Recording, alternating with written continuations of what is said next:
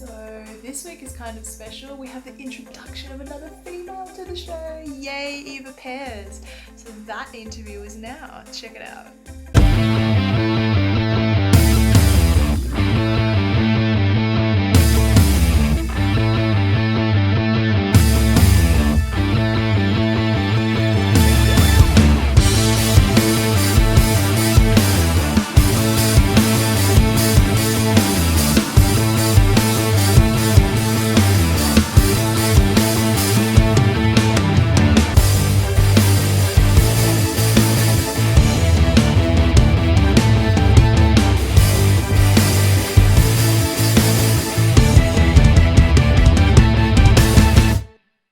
Rightio, ladies and gentlemen. So, welcome to the team, Eva Destruction. Look out for all Eva Destruction's interviews on Resolute TV because she's now the woman of Resolute TV. We've got, obviously, Claudia works on the program in the background, and we've got all our really cool contributors, Stephen Wells, Stefan Livera on Bitcoin, Father Chris Yates. We've got Arlene Angafist-Blanco, who isn't necessarily a rebel like the rest of us. But even she recently has been coming to me with some very pertinent questions about what the fuck's going on, which is interesting. And so we're going to catch up with her soon as well. We've had Topher Field. We'll get him back. We're going to have a really great little crew here and build up a really cool network. So, mate, great to have you on board. I'm really happy. Yeah, me too. I'm super excited. Thank you. Thank you. Let's take it to the establishment. Fuck 'em, eh? And on that note, let's get on with the program. Yeah. I think I might just send you my Clown World on the beach, my Facebook profile, or got a couple of other good pickies that Whichever I one like. you like. I like the Clown World one. Oh, that's the one you Although like. I feel like it's sort of done though. Everyone's clown worlding, and I'm like, yeah. There's nobody in the intro that has a Clown World profile, so fuck it, whatever. Anyway, let's do this. Right, ladies and gentlemen, boys, girls, episode 9, series 2, Resolute TV. Who would have thought we'd make it this far? I didn't. I just did it off a whim and thought I'll get 10 episodes and that'll be it. But people keep wanting to do more. So the big announcement for this week, I've sort of hinted at it for episode 8, hinted at it on Facebook, hinted at it everywhere else, is we've taken a new co-host, and she's far prettier than I am, probably far smarter to be fair, and she has better boobs since we're going to go down that path anyway. So, ladies and gentlemen, Eva Destruction, welcome aboard. Hi. Thanks for having me. I'm really excited. It should be fun, mate. It should be fun. It turns out you and I have a lot in common, even though we never really met each other in person until recently. We both don't like the government. We're both sort of involved in the LDP and trying to overthrow the government and hold those bastards to account. Mate, how'd you get here?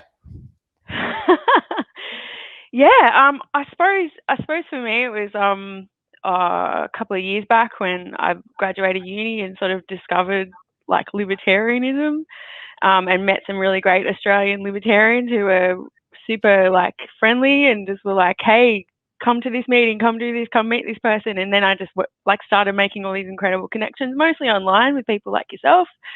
Well, I'm obviously the peak of the libertarian world. I'm as good as it gets.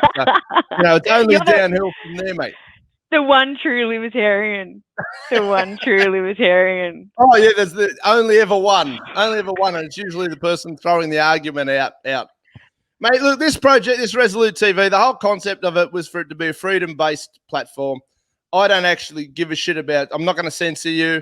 I'm not going to do any of that sort of stuff. Claudia edits, but it's not based on, sometimes if there's some glitches in the shit, she tries to edit it out. But this program isn't here to be an over-the-top wank. We just want you to talk to sensible people or interesting people, share ideas, promote, freedom and liberty as much as possible. And if you meet that criteria, as far as I'm concerned, the floor is yours. But the big one for you this week will be your first interview under the brand, on the banner. I'll have to try and express post your T-shirt so you can look the part. Now, that will improve the look of the T-shirt. No, man, I don't wear uniforms. Not doing it. If that's part of the contract, it ain't happening. You'll have to put it up on a T-shirt behind you or something, like a poster, just so it's a. I mean, I'm hoping this becomes like a symbol to the government of fear and fucking a terrifying. You know, like the Guy Fawkes mask for Australians will be just this fucking logo. Fuck you. That's sort of what I'm hoping. You know, why not? They should be shitting bricks. Now, fellow dissident and regular contributor Stephen Wells, author of Confessions of a Climate Change Denier and author of The Great Coronavirus Swindle, is going to be your first interview.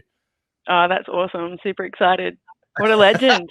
What a legend. He's not as legend. good looking as you or me, but he's a pretty nice bloke for an Englishman. Mate, I thought I've got to try and find the right person to get you a kickstart on the program. And I reckon Stephen's great. You'll probably set yourself up in your head going, it'll last for 30 minutes. Could go for 3-4 hours because he's just a talkative guy and he knows his stuff. He's well researched. Yeah, great. But he's a natural born rebel. So you guys are going to have a great time. So that'll be either later on this show or on episode 10, whatever. We'll work that out when we get closer. Mate, you got anything you want to do specifically on here? The whole Eva Destruction segment? Yeah, for sure. I mean, I suppose like I've got a wide range of interests and topics that I like to talk to, and I feel like they're what's happening at the moment at the end of 2020 is if you've been paying attention to stuff, not just this year but just in general, everything's kind of coming to a head and a climax, and you can really see these interconnections between things like, you know, this great reset, the social and cultural kind of programming as well. I'm really interested in culture and how things like television and music and pop stars and all this kind of stuff is part of this whole programming that's made us kind of accept this narrative that this sort of stuff doesn't just happen in a vacuum. Like you have to kind of set up humans psychologically to be able to kind of accept these kind of magnet like huge shifts. The new normal, like I feel like there's more to it than just repetition. Like repetition, saying those kind of things over and over again, you know, there's a lot of power in language, but I think there's a lot of deeper things going on there, especially as it relates to gender and the destruction of the nuclear family, which I think is quite deliberate. All these kind of things that sort of break people apart, make them feel powerless and helpless, so then they inevitably just end up submitting to the state.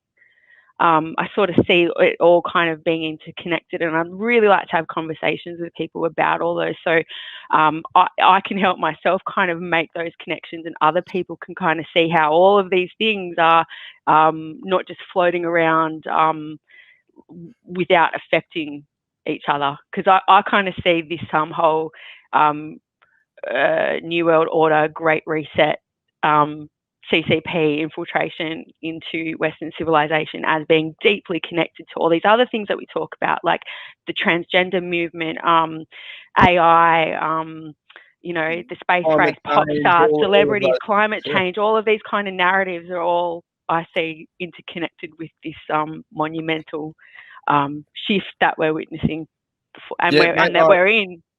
I look at it exactly the same way. I sit there and you see some people really passionate about the climate change thing, and they don't see that they're one feeds into the other. And it's like, it's not really about whether there is a climate issue or whether humans should look after the planet better.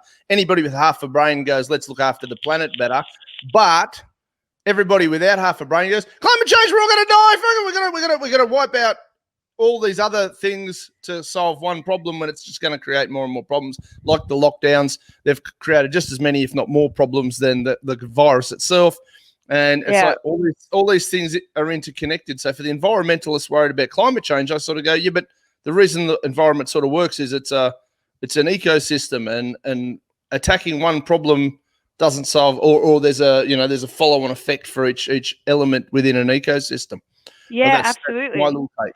Yeah, for sure. And the other connection between that is that this great reset, people like that dickhead Justin Trudeau and Jacinta Ardern and all of these commie fucktards that have aligned themselves with the UN Agenda 2030 agreement, which is all cloaked under this language of climate sustainability. They're using the environment and COVID has given them this opportunity, and they've come out right and admitted it. But they're using this environmental language of sustainability and eco and make it equality and all this kind of stuff, all this language that we've been programmed with for the last 10 years or so increasingly, as a way to implement this New World Order agenda. And they're even starting to use that kind of language now. So I'm kind of where's the conspiracy? They're fucking saying Great Reset, New World Order, and it's cloaked under this language of fucking climate change. This Klaus Schwab dickhead comes out the other week going, no, we will never be going back to normal after COVID. This is how it's going to be from now on. And it's outrageous for you to even think so. Who the fuck are you? Yeah. I'm the founder of a think tank. Well, I've got a think tank too. It's called me, Eva Destruction, a dog out the back and a handful of other maniacs who aren't going to comply with this shit. Yeah, that's right. And it's kind of like validating in a way for people like yourself and myself. I feel like I do have this little kind of like, well, I fucking told you so kind of. I've been pre-warning you, dickhead, for a long time. But now that it's just, they're putting it right in our faces and cloaking it under this language of sustainability and equality and diversity, like all of this narrative is starting to come into play. I'm like, oh yeah, the gender diversity thing, the transhumanism thing, the AI thing, the climate change thing, it's all fucking connected. And COVID has given them the perfect opportunity to fucking go for it. They were trying the scare tactics with climate change. That wasn't quite getting across the line. So now we've got an invisible virus that's going to kill you all if you don't stay inside. Yeah, man, and I grew up watching Ghostbusters, and this shit doesn't scare me one fucking bit. But the agenda behind it, that's the real fucking ghost. Well, I was watching the news. I've got this really bad habit. A few mornings a week, I sit there and I watch a couple of mainstream media news channels. Sunrise. Oh, why do you do it to yourself? So I know exactly what the normies are arguing with me about, the people who haven't woken up yet. And I'm going, and they go, well, see, it was on the news. And I go, bullshit. Here's what I saw. There was a big list. I took a screenshot of the fucker because my head exploded. All Victoria's new freedoms. They're not new freedoms. They're the freedoms they've always had that you dickheads stole. They turn around and steal from us and then give it back to us. And then give it back to us. Yeah. And then people start to go, oh, wow, thank you so much. Thank you, Dan. You've saved me. I feel so much better now. Have you? You and I. I'm not going to ask a lady how old she is on camera. I don't even know if I've ever bothered to ask you, but I grew up in the 80s, and 21, 22. You look good. You're prettier than I am, but I grew up in the 80s. Well, I was an 80s baby, so I'm 40 in January. I'm old. I'm 38. I'm 38. Yeah, cool. So we're in a similar age group. Demolition Man, the movie. Did you ever watch that? Yes. I remember when it came out. Yeah. This is where we're headed. People will be having sex via headphones, which they do that now. There'll be little machines and cameras everywhere doing the whole, nonsense. Just hospitality, because I've got a background, obviously, McDonald's and the fast food joints were the only ones that were considered essential services. The rest of us were collapsed. And if you remember in Demolition Man, I don't know how well you remember it, but I always just go back to it and go, this is what's fucking happening. And every restaurant was a Taco Bell. Same thing here. They collapsed all the small guys and they just gradually roll them all into one. Everything will be a fucking McDonald's or everything will be a Taco Bell. And then it'll be the only place you're allowed to go and purchase food because we've got all the right chemicals in it to keep you fuckers under control. Yeah, or they'll start to launch like McOrganic. McOrganic. McFuck off. I'm not saying I've never eaten this shit, right? I'm not saying that, but I just, when they call it a McDonald's restaurant, I want to vomit. So it's not a restaurant, right? Not at all. It's a feeding lot like they have for the cattle out at the, what's the name? Yeah, it's a truck. But the same things happen to pubs as well, like all the little bars and pubs are closing. Now the only places that really seem to be open around are these, they're like piss troughs. Yep. These, yeah. We live in scary times, mate. We live in very scary times. And we all know about the Chinese CCP credit score, social credit score system. Oh, I know about it. You know about it. People in my circles know about it. They are bringing it in here. It's already starting to happen. Yeah, for sure. And I look at that and I go, fuck off.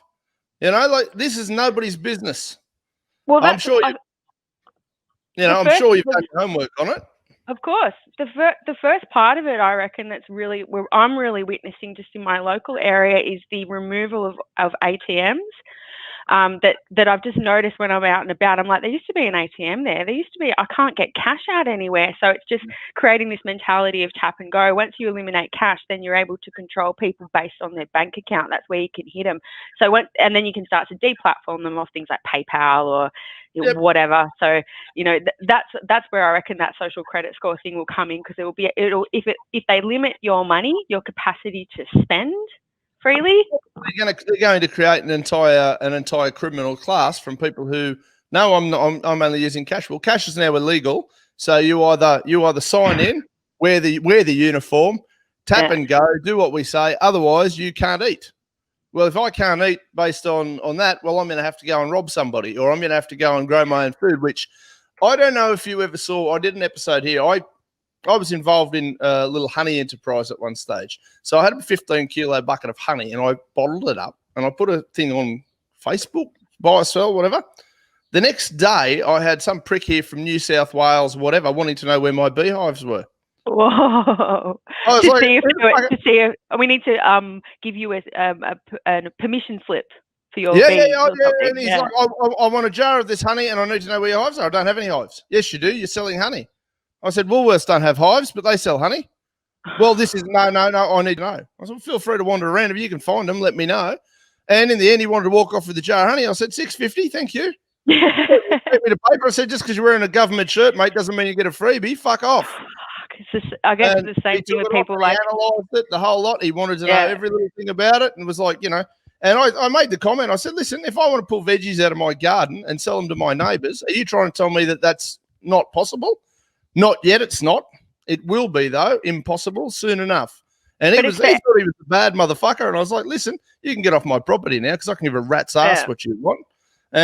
But in his head, the fact that, no, you shouldn't be allowed to sell carrots to your neighbour or swap them for apples because then the government doesn't get its slice.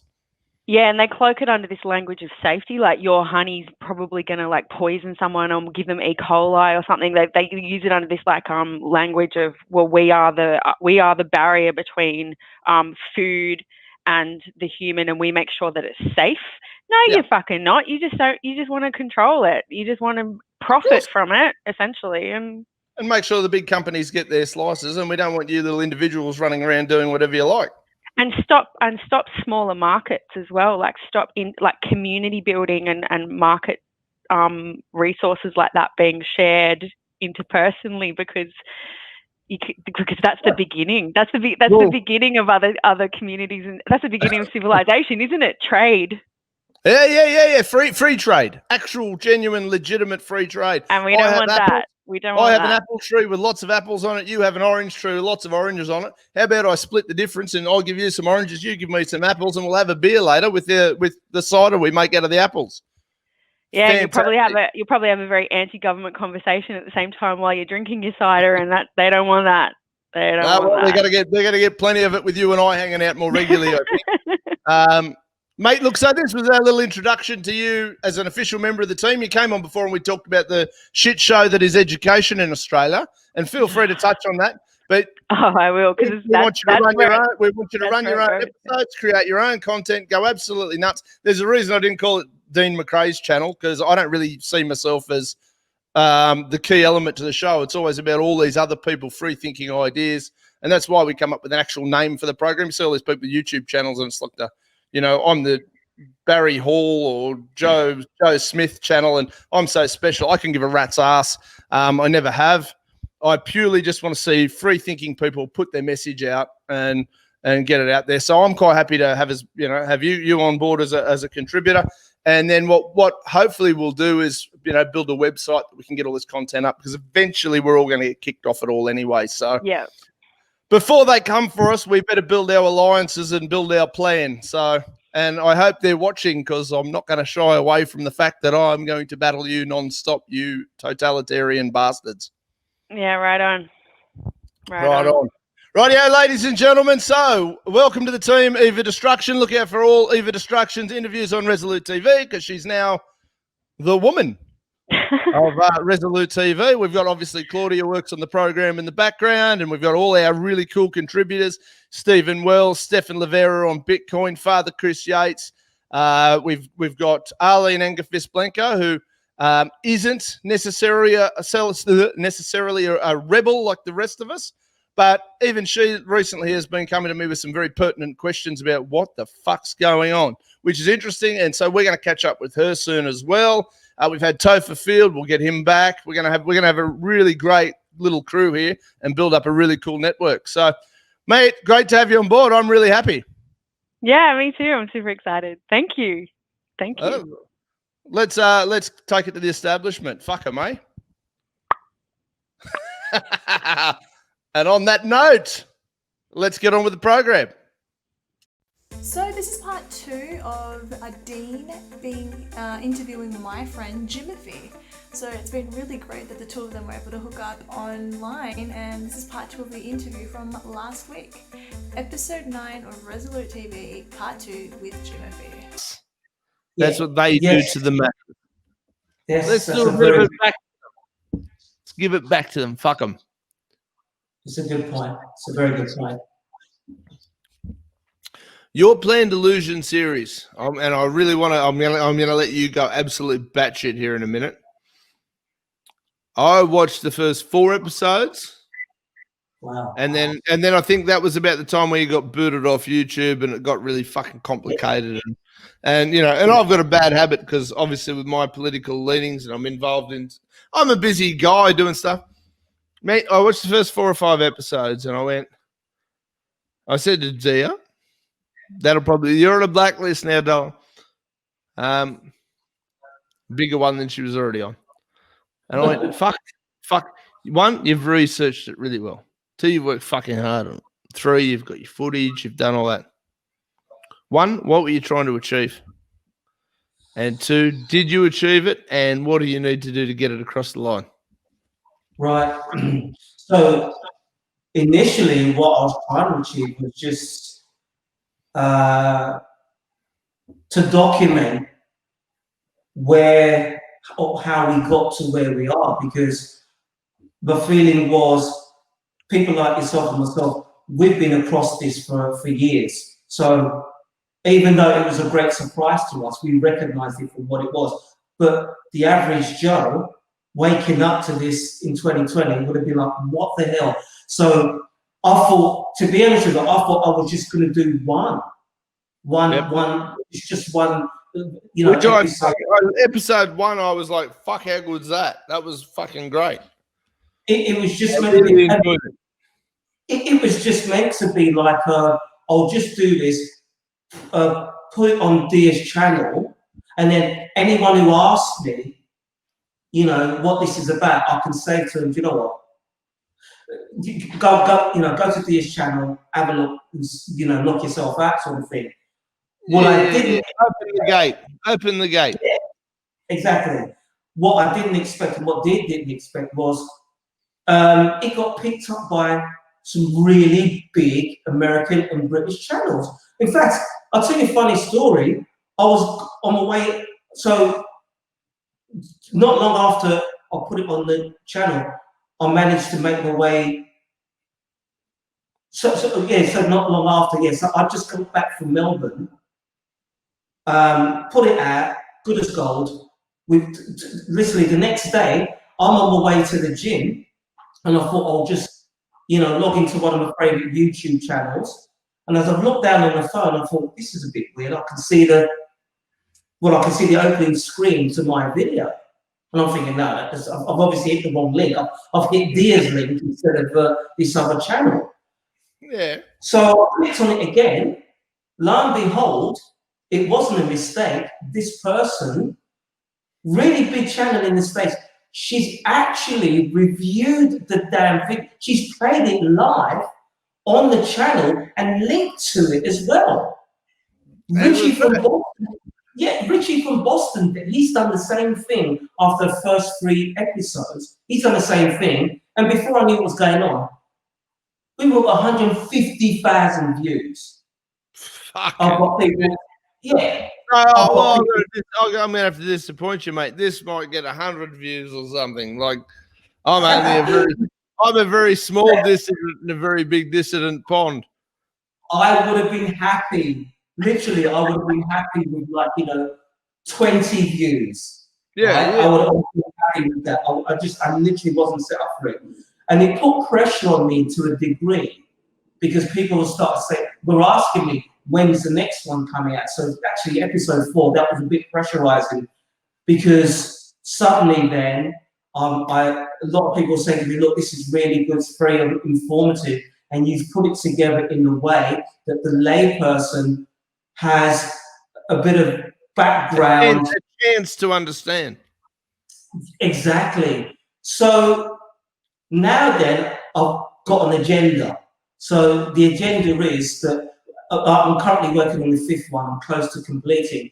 On the 5th one, I've actually pulled in some heavy hitters. I've pulled in people like Mark Steele, sort of people of that ilk, to actually come and do live interview on within for it. Exactly, yeah. So, but this time it's okay. So we know that this is a scam. What can we do by way of offering solutions and some sort of hope for the people who have jumped on this shit? Because depression and psychological issues off the back of this has been rife. I mean, people have been committing suicide, and I thought the need to. It's not just enough for me to, be alarmist. I need to. What are the solutions? And here's the problem: people with actual real world fucking solutions are being shut down, locked down, cut out, fucking battled up because the government has a plan for this shit, and none of it has anything to do with COVID-19. Right. Absolutely. And that's been the running thing throughout the whole series. But in episode 5, you will notice, in actual fact, what I do to psychologically, first off, is the message is forget arguing about cases, PCR tests, or the vaccine. We know it's a scam. It's now about what to do, right? Yeah. We need some results. Yeah. Yes. How do you fight back? Yes. How do you fight back in here? Because that's where the attack is. They're attacking us. Where it starts. Fucking oath. Mate, what about your neighbour? What about I had somebody say to me, mate, now this is and we discussed this earlier, right? The Australian spirit and fucking how we're kind of a laughing stock worldwide, as we fucking should be. Anybody who's paying attention, who thinks me saying Australia's a laughing stock based on this COVID stuff is bullshit. Well, too bad, right? It's how I roll. It's just is what it is. The bottom line is, for a country who prides itself on Ned Kelly's and we've got this Anzac culture and we've got this fucking tough heroic culture. My grandfather fought in in the war and blah blah blah, got shot a couple of times, come home, miracles happen, things are good. And people say to me, yeah, well, our forefathers had to fight in the war. All you've got to do to save the country is stay at home. And I think, well, I've argued it. I don't know if you watch my online bullshit, right? Sometimes I pick arguments because I can. My grandfather didn't go over there to get shot, to come home here for fucking dickhead politicians to breathe down his neck and tell him how he should breathe and whether he should wear a fucking mask in public. He went over there, risked his life to get shot so that pricks like me could run around and do the things I do. So pricks like you could run around and do the things you do, and so that we could have a free bloody country. Whether or not you're an Englishman, and your accent's horrible, by the way. I love yours too. Yeah. But, He didn't go to fucking war so we would all be safe from everything forever. He didn't go over there so nobody would ever die. He didn't pack his bag and leave his 6 boys and his fucking wife so that he could go over there and get shot at to make fucking Bill Gates rich. He packed his bags and he went over there because he thought to himself, I'm going to protect my 6 boys. I'm going to protect my wife. She'll look after them while I'm over there. I'll defend this free country of ours. And when I get back, do you know what? We'll be able to raise crops, grow food, run a business, build a life, whatever it fucking was. You know, he died when I was 2, 4, whatever. I was a baby, you know, I was very little. But, you know, I've spoken to his wife, you know, I'm not retarded. And you think these people seem to think that it's okay. This is why I think Dan Andrews is going to be re-elected by a landslide. All you've got to do is stay home to serve your country. Other people had to go and fight. Well, now I'm about to go and fight. Whether you like it or not, it just so happens that you'll be sitting on the couch hoping I won't. And I sit there and I look at my boy. I look at my boy right now. And for me, this is probably the most emotional 6 months I've ever had in my life. And I sit there and I look at him. And he's so full of life. And to his mum's credit, she's never allowed him to ADHD medicate him or any bullshit like that. And I look at her and I go, based on that alone, I'm going to put you on a pedestal. You're going to get famous soon. But you think I'm going to give all of his freedoms and liberties up so he'll be safe? I don't want him to be safe. It's not a parent's job to make a child safe. This is where the world goes wrong or where people go wrong. It's not my job to make him safe. It's my job to make him competent so that whatever the hell life throws at him, he can handle, so that he can deal with it, so that he can become the man that I imagine he's going to be. And I hope he surpasses me 100-fold. But if they think I'm going to fucking bend and buckle and break because I've got a son, they're madly mistaken. I hope they're watching. Mate, have you got children? And what do you think's going to happen? How are you going to deal with it? Are you going to fucking stand? What are you going to do? I'm sure you will, but you know what I mean.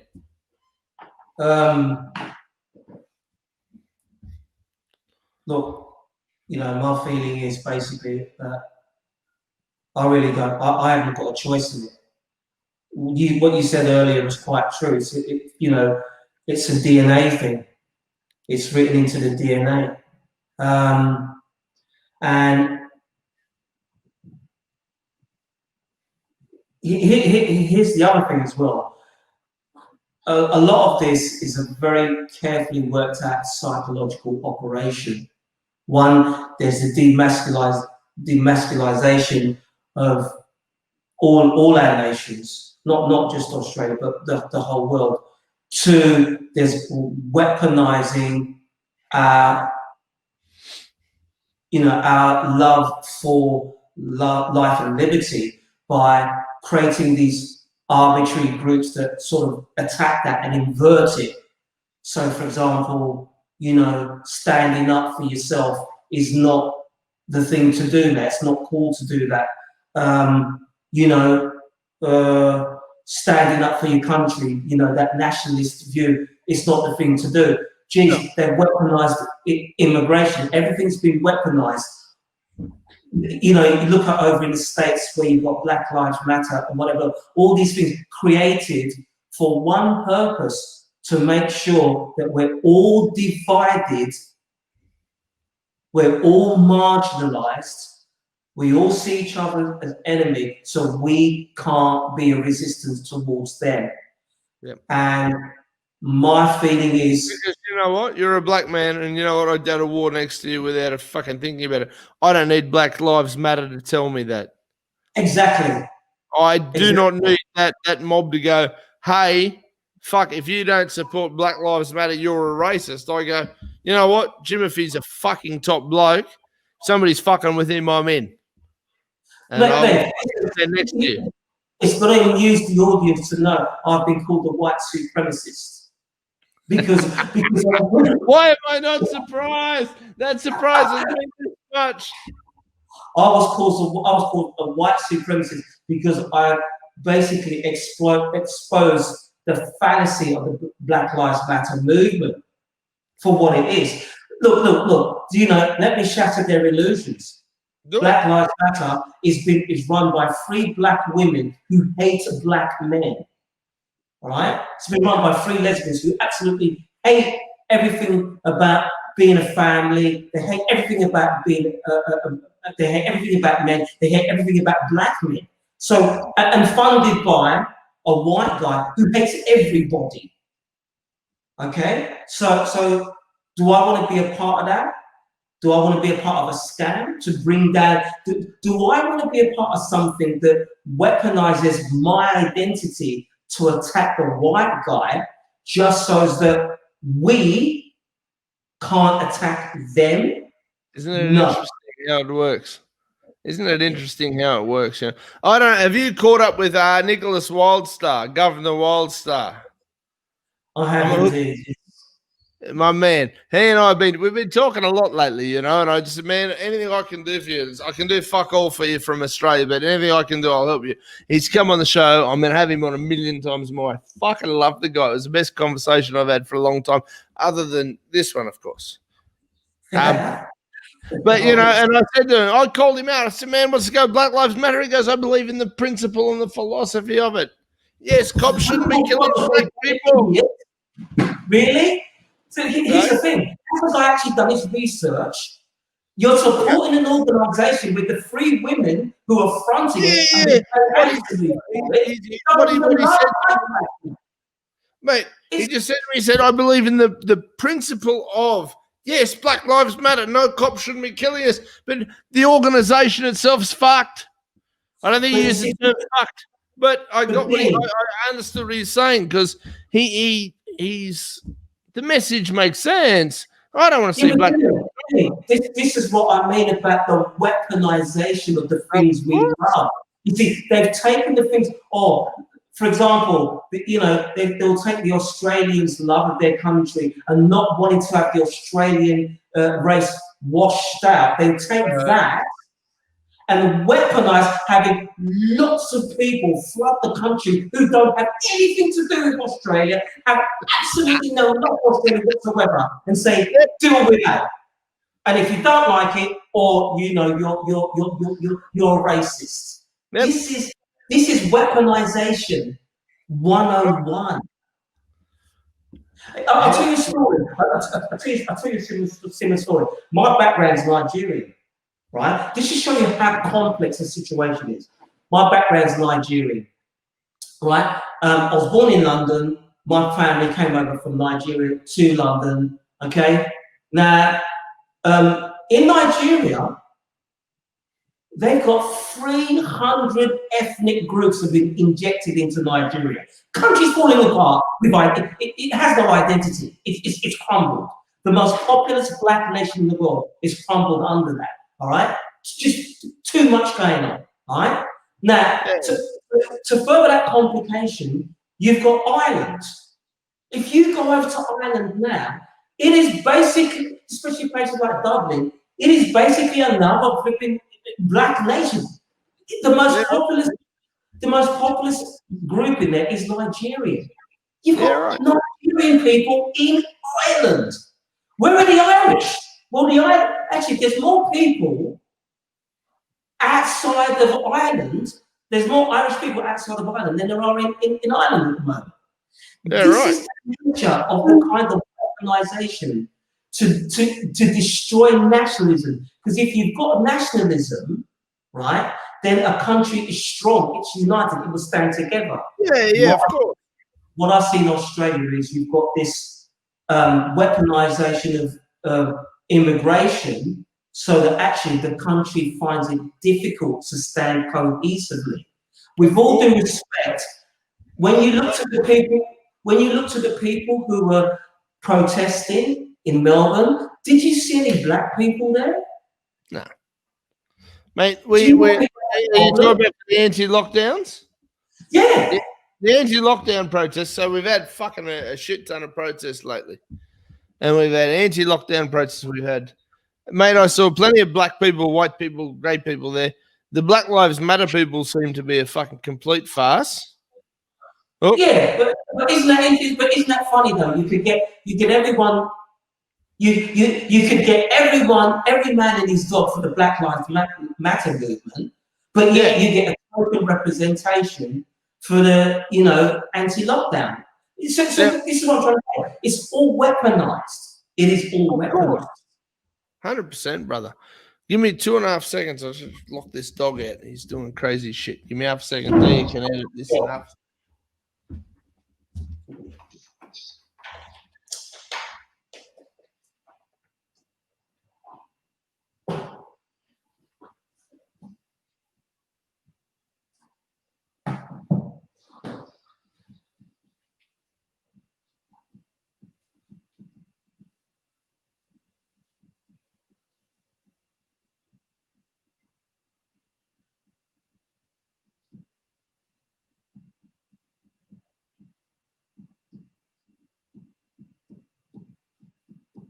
And by the way, whilst they're not here, Planned Illusion 5 coming out hopefully next week, a week from now.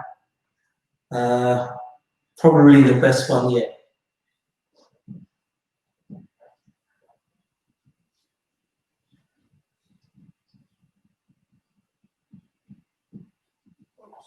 Sorry, bro. I'm right here.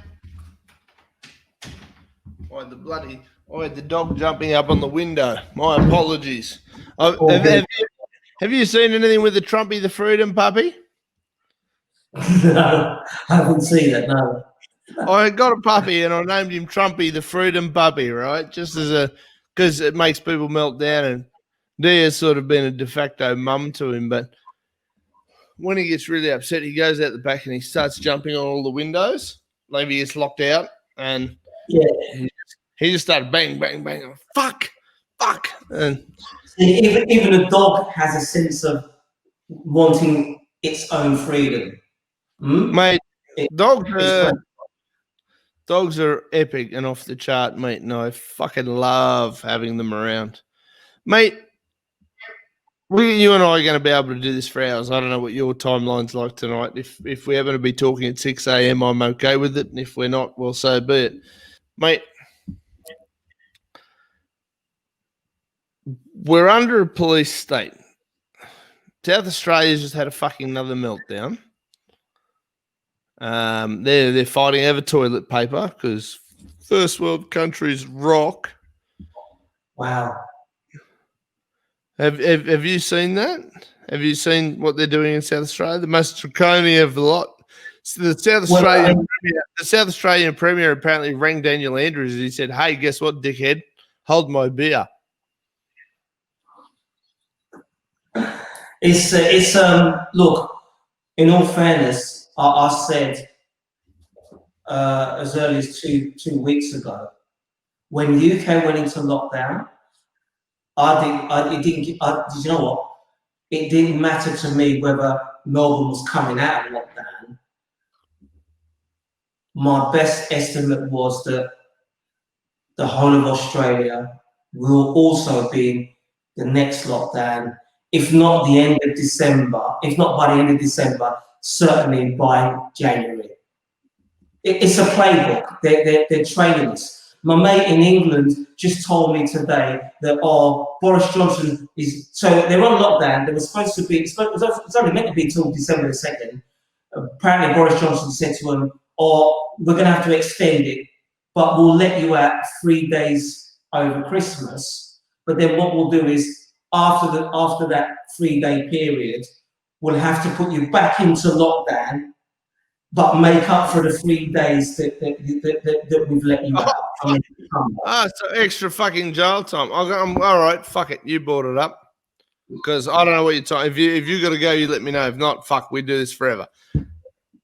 Boris fucking Johnson. I had high hopes for him at least having this much testicle. What the fuck has happened to him? Well, funny enough, when I did an interview with a couple, a well-known couple for Planned Illusion 5, and I asked them a question. I said, what is it with these leaders? Why are they turning on us? And the short answer was, they made a pact long ago that they were going to do this to us. Traitors. And it really is a crying shame. It is a crying shame. And Boris Johnson, no different. I mean, you know what? When you live, especially you look at our health ministers, and each one of them will stand in front of a camera and blatantly lie through their teeth. They'll lie. And clearly they've been bought and paid for, to take us down. That's it. And the sooner we all come to that realization, the better. Mate, bought and paid for. Fuck. Whereabouts in London did you grow up, hang out? Just, I don't know, fuck. Tell me to bugger off. It's a personal question. No, I grew up in Hackney. I grew up in East London, Hackney. I lived in Hackney for 2 years, right? It was fucking funny. We watched Bullet Boy. We were, fuck. My ex-mother-in-law, long story short, and I'm not shitting on you, Jen. I thought you were great as a mother-in-law for all intents. It just didn't work out. She came over to England. She decided she was going to come visit us. And we were telling her about Hackney. And we go, no, we live in this fucking great little street. There was a bloke over the road, and he had this Rastafarian hat, and he was always playing Bob Marley music, and he was selling fucking off fish, and I mean, it was off. It was fucking shit. But anyway, he was a cool dude. He'd go over and I'd buy a lemonade from him because I didn't want to touch his fish. The fish was fucked. But and the day she turned around, she came over and I've been Googling Hackney. Oh, fuck. I can't have my baby and her fucking husband there. And I'm going, she's got me as husband. She'll be all right. I'll have this sorted, And everybody knew us because I just said to her, I said, look, there's a bit of a culture. We just be the standout Aussies where everybody knows who we are. We're not here to fucking hurt you, nothing, like, hey, how you going? We're really, really super friendly to everybody. It was fucking great. But the day she got off the plane in London and showed up at our house, we went to take her down to the park that was at the end of the street. And there was a park and there was a pub on the other side of the park. It was fucking really cool. There was a fucking shooting. Wow. So she melted down. She melts it down. She's like, I'm buying your tickets. We're going back to Australia. This is bullshit shootings. I also, during that period, worked in a restaurant that used to have still to this day, was called Wilson's Restaurant. Everybody who knows me knows it, so whatever. And it was owned by Hambro's banking family. Wow. So if you know, they owned the restaurant. And the restaurant was... The story was in the war when the Blitz was on, Mr. Hambro, so whichever one, the father of the father, the patriarch, I suppose, depending on, he was sitting in this Wilton's restaurant in 1742. The restaurant was developed in its first incarnation, so longer than Australia's been a country. Mr. Hambro's eating oysters in this fucking joint, and bombs are going off, and the general gist of this story was, and tell me if I'm fucking gibbering, but the whole London thing I have such fond memories of, for a mix of culture and history and pride. Right. And Mr. Hambro's eating fucking oysters and the bombs start going off, and the lady who owned the restaurant at the time or developed the restaurant, oh, fuck, I can't take any more of this. Mr. Hambro from the Hambro banking family. If you all want to check it out, they exist. It's not, I'm not just making them up. They're a full-blown power broking family, and they treated me very well as an employee. I was all right. The story was she had a meltdown in the middle of the Blitz, and he turned around and he said, well, if you're that upset and you want to get rid of it, sell me the restaurant, put it on my bill. And she looked at him like he was mad. They discussed the number, and literally on the bill of the sale of the restaurant was, I bought this restaurant. So when I was there, the sons, who were all in their 70s, 80s, owned this restaurant because Dad bought it on a whim in the Blitz. Wow. And then Winston Churchill had a permanent booth set up for him, even though he'd been dead for 100 years, but his family could use his booth in the restaurant. Now, why? What? And I mean, people go, "Why are you talking about that?" I'm sure people go, "What the fuck did you bring about?" But mate, you're an Englishman, and I think to myself, that layer of pride, that layer of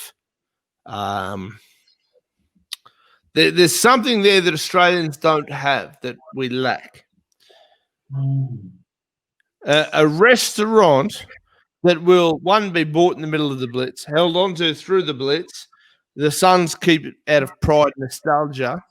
And when Winston Churchill used to eat there 5 days a week, Margaret Thatcher ate there while I was there cooking. I fed Margaret Thatcher. I fed Tony Blair. I fed these people. And I'm not blowing wind up their asses because you know what? Most of them may have been Boris Johnson, like where they've signed, they've signed up to whatever the fuck they've signed up for. My question though is, why is there a layer of fight? Why has Nigel Farage managed to get as much traction as he's got? How do we? Fuck, mate, I'm lost. I'm sitting here. I'm looking at all of it. There's so many angles to look at this from. Why don't we have this point of pride? Boris projected himself as the next Winston Churchill. He fucking sold the dream.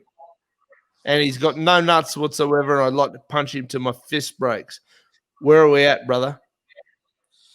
Well, I think that sense of pride comes from the fact that in the first instance, Britain was a colonial power, and even though it lost its power base to the States, by the time the immigrants, my parents came over in the 60s and 70s, and then, the first and second generation of the immigrants came over, the Britain went through a watershed moment whereby we had a big question to answer, which was, is immigrant Britain and the nationalist Britain, is that going to be able to survive?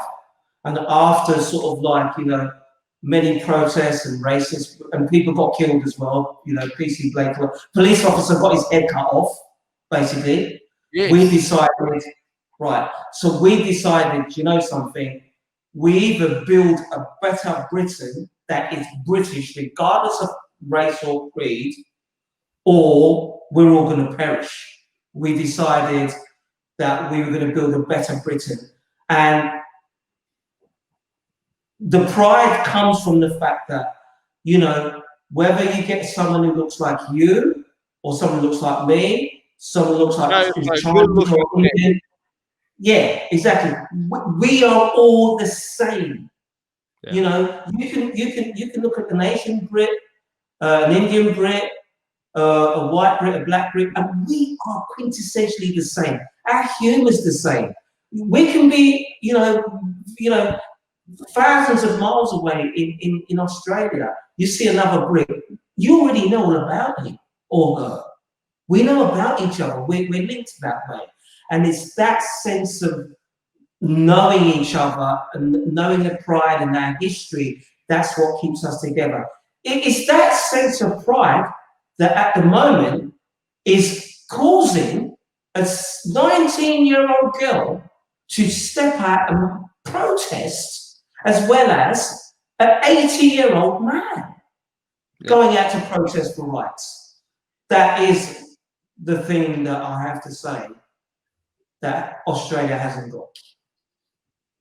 It hasn't got that. Australia's. I don't want to say it's embarrassing me, because you know what? One of my friends called me out and said, well, you haven't been out protesting. And I'm like, I live 400 kilometers from the nearest protest. So, fuck, if I'm there, I'm there. But, and she's right. She's right to call me out. You're talking about it. It's like, well, I'm working and I got bills to pay and I got a mortgage to try and save and I've an empire to try and build to respond. But she's right. I should be out. You're doing Resolute TV. I do my. I like to think I do my bit. Between. No. It takes everyone. It takes everyone to do.